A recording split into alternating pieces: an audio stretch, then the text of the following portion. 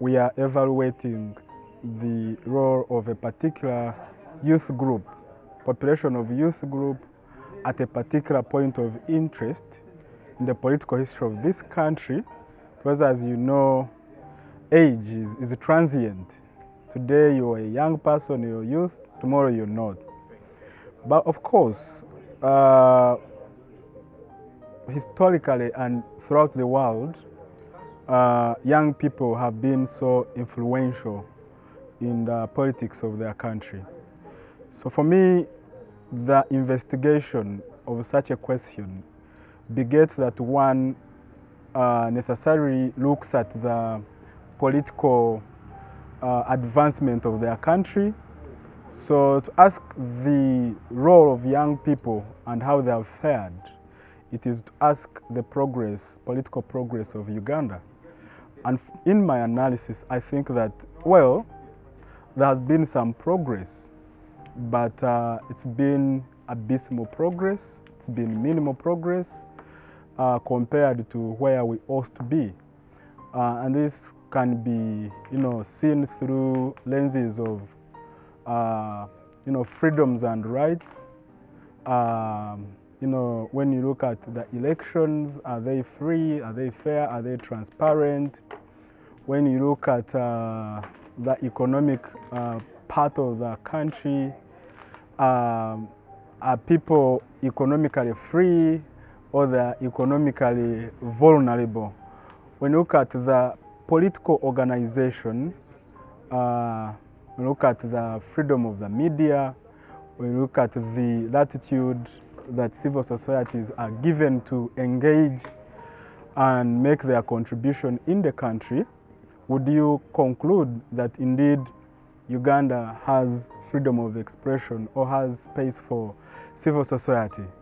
And if you were asked to, rank that on a scale of 1 to 10, maybe it would be below 5, and that is very bad, given the more than 50 years of independence. I think now we are almost getting 60 years of independence, and you still are scoring so poorly on many indices of good governance, indices of fundamental human rights, indices of economic indices, human development. So we are doing badly, and the society is as a result of the politics of the time.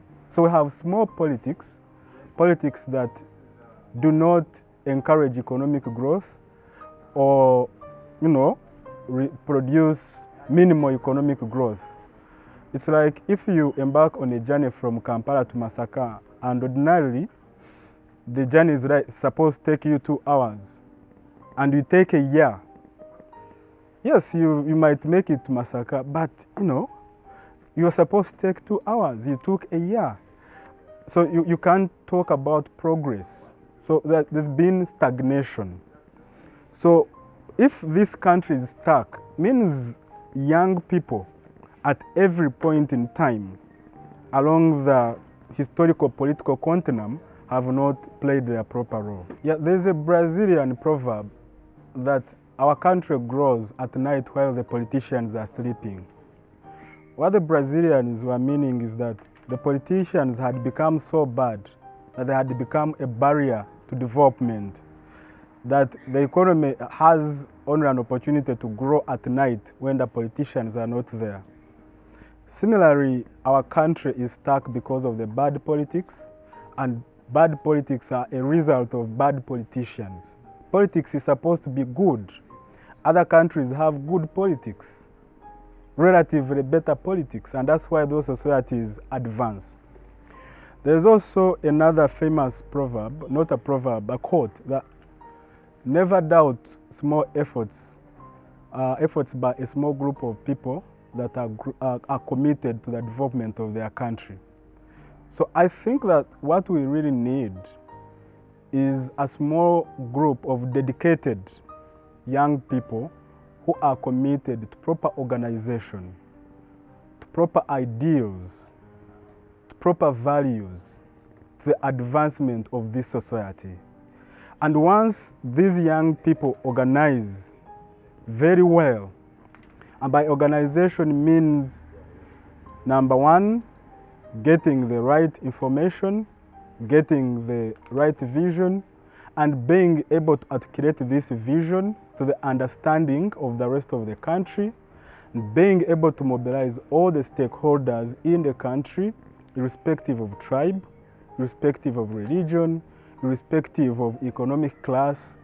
And these young people are solely possessed by an overwhelming desire of transformation of their nation. Once we have attained that level of consciousness, naturally or inevitably, we are going to get this country where it has to be. And I'm full of confidence through my interactions with the young people that this country is so talented, that there is a lot of latent potential. So if it is about ingredients of building a nation, if it is about the resources of building the nation, those ingredients are there. In fact, talking about natural resources, talking about the natural environment, Uganda is one of the most beautiful countries. And this is vividly clear to the eyes of those who fly on top of Uganda or across the world, because you have a comparative advantage to see the green or the desert or the dry land. But you also see, once you're in air, shabby, disorganization, chaos in our built environment. Now, our built environment is the result of our mental sophistication, our ability to organize, our laws, our economic power. That is what produces our built environment. So if our built environment is disorganized, is shabby, is chaotic, it means that society, collectively, we are not that sophisticated to produce institutions and produce laws and produce economic resources that are able to organize us so that we are efficacious, so that we are expedient, so that we are prosperous. And that is a role of thinkers, and these thinkers have to be dedicated young people whose day-to-day job is thinking about how to build a nation. And those resources are there.